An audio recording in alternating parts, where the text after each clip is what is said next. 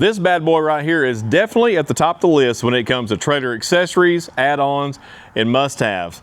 But once you've got it, there's something you got to do with it. And that piece of the puzzle, if it's missing, it could lead to your worst nightmare. If you've ever heard me say, tighten the lug nut, we say that so that the wheel doesn't come off and hurt somebody or damage property. But what we don't talk about a lot of time is lost spare tires. You would be surprised on how many lost spare tires that we see. You'd be surprised on the damage that can occur once the spare tire is lost. We're going to move to the front of this gooseneck trailer here, and I'm going to show you a scenario that we see more frequently than we should, and sometimes the damage is in the thousands of dollars to repair over something that probably could be prevented for maybe under $50 or just a little time in trouble. So let's move up here to the front. So on this gooseneck trailer here, many of the spare tires are mounted down inside the neck. There's all different types of mounts. This has a lighter weight mount. It's just some flat bar. It does have a keeper plate on it. But this one, I honestly just looked at this as we were shooting this video and noticed it does not have a pin or nothing to hold it. So you could take the keeper plate all the way off. So that's off. And it's pretty tall. So for that to come all the way off, it would maybe not be likely, but it is a possibility. And what happens is this tire will get to bouncing, especially on some of the bad roads. It will come all the way up, and I'll move out of the way. It will come over this back cross member here. It will fall down, enter the trailer underneath the front of the toolbox, and will make its way all the way out the back. Most of the time, it will bend every cross member that it contacts. Some of the goosenecks don't have a ton of low cross members, but when it gets to the axles, that's where the damage occurs. So like, especially if you have something with an 8K axle, it will bend an 8K axle like nothing. 8K axles, could be several $1,000s a piece. We've had multiple units come in that we've had to replace 4 or 5 cross members, both axles, tear the tailboard up on it if it's a dovetail, when it could have been prevented by 50 or 60 cents linchpin, or if it's using a nut and a bolt, or just something, a cable, whatever it may be, to make it properly secured. I am surprised on loose spare tires, whether that be on a gooseneck, whether that be on a cargo or a utility. So we're going to show you some different steps that you can take to make sure it doesn't happen to you, some different products, depending on your application that may be beneficial to you. And maybe you hadn't thought about the spare tire, and hopefully this will prompt you to go out and make sure that your spare tire is secure and your lug nuts are tight. So this mount here is a stake pocket mount. It will be good for utility trailers, would not be good for a deck over trailer because it would put you too wide. It would put you beyond your 102. So I would recommend this on a utility trailer if it's not an over the width trailer. So if you have an 83-inch wide bed trailer, this would work fine. And it does just drop down in a stake pocket. It has a clamp and a bolt that goes underneath that secures it. You put your spare tire on there. The thing I like about this one, if you're putting it on one of those type of trailers, if you need to move it, you can move it from one side to the other. If you're doing different types of loads, or if you're side loading with a skid steer or a forklift, you can move that around. I see people run them at the back. I see people run them, anywhere on the trailer. So it is pretty handy for that. So it's a little more versatile for utility trailers, but not on a deck over gooseneck because it puts you too wide. Another style mount that's pretty popular, this is a weld-on. And I will tell you, I'm much more of a fan of weld-on products when it comes to this than bolt-on. You may have to do a little bit of fab work, but you may be able to buy just the mount to at least get you started. If you're putting this on a utility, you can put it on the side, you can put it on the front. It also can be done vertically to go on the top of a gooseneck and your tire set down over it. It's got a couple studs. This will fit pretty much any 6 lug. It'll actually fit any 5 lug all the way up to an 8 lug. But we see time and time again, these get loose just from bouncing up and down the road. They will come loose, the studs fall out, and that's when the tire falls off. You have catastrophic failure. You may tear your stuff up, or you may tear someone else's up. Any of these products we can find on Amazon. We will leave a link in the description below, so go check that out.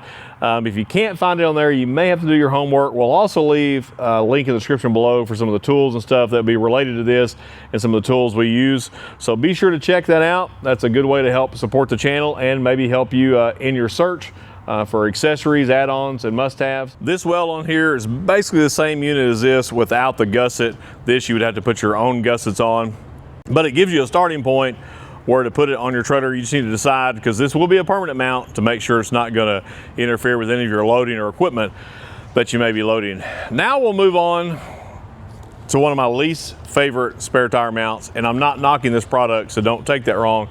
I'm not a fan of the bolt-on, except for a few applications. This works good in the marine application if you're running a square tubing front neck or even a rectangular tubing front neck, and you're running a smaller, lighter weight tire. Many times in the marine world, they're gonna be a 14-inch and smaller. They're not a real heavy tire. This will work pretty good. You don't have to do any cutting or welding to compromise maybe the powder coat, or you may have a galvanized treader and you're not capable of welding onto that. It does come with the hardware. It's got multiple bolts. It's got some clamps on there. So it is a bolt-on unit. So in that scenario, or maybe a small trailer that you buy at like a big box store, it would be fine for that, but I would not put a heavy tire on there. You can put up to a 15-inch on there, and it does give you a couple different bolt pattern options for a 5-on-5 or a 5-on-4.5. But just before you purchase one of these, make sure it's going to be stout enough for the tire you're going to put on it, and whatever you're securing this to, make sure that's going to be stout enough as well. Here we have another fabbed bracket. You'll see this used in the stock treader industry. This can be bolted on or it can be welded on. These here are specific, so if you buy one this for a bolt pattern, it's going to be a 5-on-5, 5-on-4.5, a 6-lug and or an 8-lug. So it's gonna be specific to that. So if you see one of these online, I don't think I have a link to this. I'll look, but if you just roll in and pick one of these up, make sure you get it for the correct bolt pattern. This is one that we've started using that I really like. This is a lightweight spare tire holder. There's not much to it.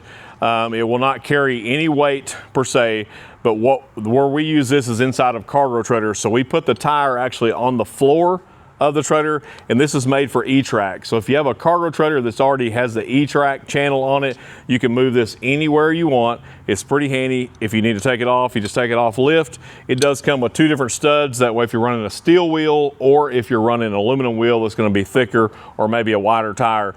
I like these because you can mount the tire inside the trailer, put the weight of it on the floor, and it just helps keep it secure up against the trailer. Even on a cargo trailer, many times we just throw the tire in there. On a utility trailer, well, that thing gets to bouncing. You know, on a utility trailer, there's a good chance it's going to bounce off the deck at some point, even if you put it up front. In a cargo trailer, it's going to stay in the trailer more than likely, but it could go to rolling around, knock a hole in the wall. If it got up front and you didn't have like a cam lock door on one of the cheaper, like a big box cargo trailer, it could knock the door open on one of those. I've never seen one come out the door, but I have seen one damage the door to where the door had to be replaced. As equipment gets bigger, if you've looked, maybe you went out and purchased a new skid steer, or you know somebody that have, it seems like every year the skid steers get a little heavier, the Mini X's get a little heavier. With that, we're having to see trailers built to accommodate those heavier weight ratings, and once we see that, we see the tires go from just your regular 8-lug, 10, 12, or 14 ply tire up to larger, heavier tires, solid steel wheels, 17.5 rubber, and the tires are getting heavy. And where that comes into play is like on this gooseneck trailer, this just has, that's probably a 10 or 12 ply on there. You can manhandle that off, but when you get up to the 17.5, maybe there's some of y'all younger guys that can manhandle this off the front, but you may only do it once. That dude right there, if you pick that up the wrong way, it'll make your kids born naked. So to accommodate this boat anchor, our manufacturer have started utilizing a couple different methods. Instead of putting this big bad boy on top of the neck, they're starting to go underneath the trailer. I used to not be a fan of going underneath pickups when they started putting the tire hoist on there. But the more I think about it, I do like those, and now we're starting to see those in the trailer industry. They've been around the RV industry for a while. Now that being said, not just any hoist is going to work.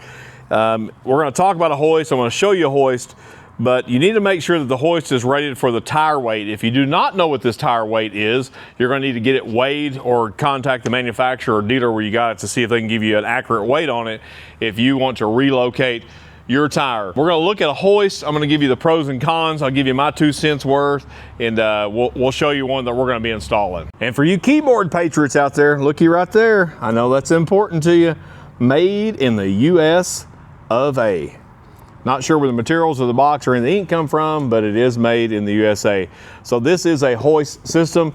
It is somewhat universal in the fact that it has a spread width, so it will fit a couple of different frame sizes. It'll go from 52 inch all the way up to 72 inch.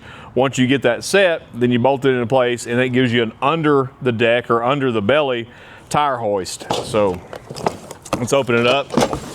We'll look at the different components. They do make some of these that are one piece. Whether you get the one piece or a universal, you need to make sure that you measure your frame width to make sure it's going to accommodate that. There are several frame widths out there that are going to be beyond 72 inch. If you're doing this on a deck over trailer, a lot of those frame widths are narrower than that. It would work just fine as long as it will carry the weight of the tire. So this is actually the hoist here, and this is the leg that goes with it. And once you get that set to the correct width, then you would bolt it together. It is fit, it would be fit to the frame. And then these two pieces here are what keeps the tire in place once it's hoisted. So it's upside down. So imagine this flipped over, tucked up underneath the treader, and you would winch it up with this bar here. Depending on how it mounts, you could use a drill with a socket on it, ratcheting wrench, or just a ratchet, or you could use a crescent wrench. It may take you a day or two, but that would work just as fine. I would not use an impact on this. Most items like this will tell you not to use an impact just because of that racking motion will destroy the internals on this, and you're going to be buying another one. So this comes in all different shapes and sizes, and you can buy just this piece here. You can get just a hoist that would look very similar to what's underneath the back of your tow vehicle, your pickup. They make different sizes. With that, you would need to make your own mounting brackets. You would need to do some fab work, and you're going to have something like this to secure the tire to keep from wobbling, because if it gets to wobbling, it could come off. The con to this for me is the tire is up underneath the trailer, so it's going to get nasty. If you're in areas, if you're up north where it's salty roads, muddy conditions, maybe you're into boondocking, stuff like that, or maybe you're into hauling equipment and you're working off-road or on-site, it's going to get messy, it's going to get dirty, you're going to get mud, dirt inside the mechanism on it. And I say that to say this, you're just going to do a little maintenance on it. There's going to be times that you're going to need to crank the tire down. That way you can inspect the tire to make sure it's not dry rotted, and make sure it has air in it. Because if it doesn't have air in it, it's just a trot line weight at that point. Just don't get caught throwing that in the water. But make sure all the cables are in good working condition. Make sure there's no debris in there. You may need to clean it out. So you will need to do some maintenance. So that's really the only con to it. And then just a simple fact, it's out of sight, out of mind. You're going to have to, on purpose, think about it, check on it. I would recommend checking it on your walk around. So I really like this for the RV industry. It's handy because there's not a good place to mount it except for maybe on the rear bumper. But as well as I do, when you get an RV, you're going to buy bicycles, kayaks, and that's the funnest part about camping, is buying all the crap to go camping with. Well, you got to take the spare tire off the rear bumper so you can mount all your goodies on the rear bumper, and there's normally not any place to mount that on the front.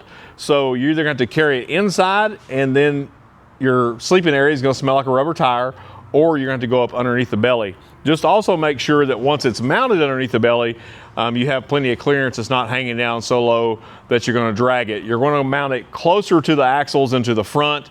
That way it doesn't catch if you're going through a low crossing or towards your rear bumper. So if you decide to use the hoist system, whether it be on your equipment trailer, travel trailer, whatever it may be, they are built well. All the ones I've seen, even though this is universal, it is built well. The wells on it are good. The cable system on it's good. But I think there's one other thing you need to add to it just to be redundant in case you were to have a cable failure. You never know. I like to have some type of secondary so you can run a cable through this, bicycle lock, something around the main frame or the frame of the trailer, just in case this were to fail, to keep it from completely hitting the ground, to keep it up underneath the belly as close as possible, just to be redundant, to be extra safe so that you don't lose it. And that brings us back to the regular mounts too. For many years, it was just like this. You just mounted your tire on and you only relied on this.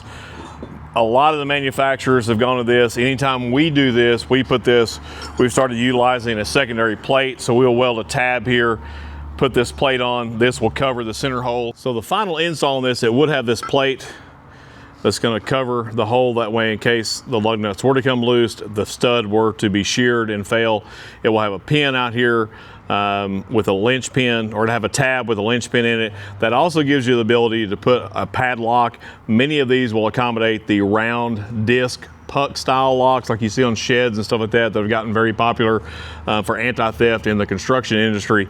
You can put that on there. So we put this on all of ours just as a redundancy, whether it's on the neck of a gooseneck, whether it's on a stake pocket mount, or on a permanent weld-on mount. For the underneath, I'm going to suggest putting some type of cable on there just for security, keep somebody from stealing it, but most importantly, to keep them falling off. Many of your vehicles that you see today, if you were to pull the spare tire down underneath your truck, many of them have a cable with a small carabiner on them to help keep those secure as well, that you can also put a lock through. So I'm not going anywhere without a spare tire. I don't care if it's just the town and back, because I know my luck, I'm gonna have a flat, and I don't want to walk or wait on a wrecker. I'm gonna have a spare tire, but I'm gonna have that spare tire mounted. I'm gonna have it properly secured, and I'm gonna make sure the lug nuts are tight. I'm gonna make sure the lug nuts are tight on the mount if it has them. I'm gonna make sure the lug nuts are tight on my trailer, because I don't want to have any issues. And be that kind of a person that tows. Just do the best you can with your safety devices. Make sure everything's in place where it goes, so that you don't have a catastrophic failure, so that you don't have a tire fall off and ruin your day or ruin somebody else's day. So with that being said, just tighten the lug nuts.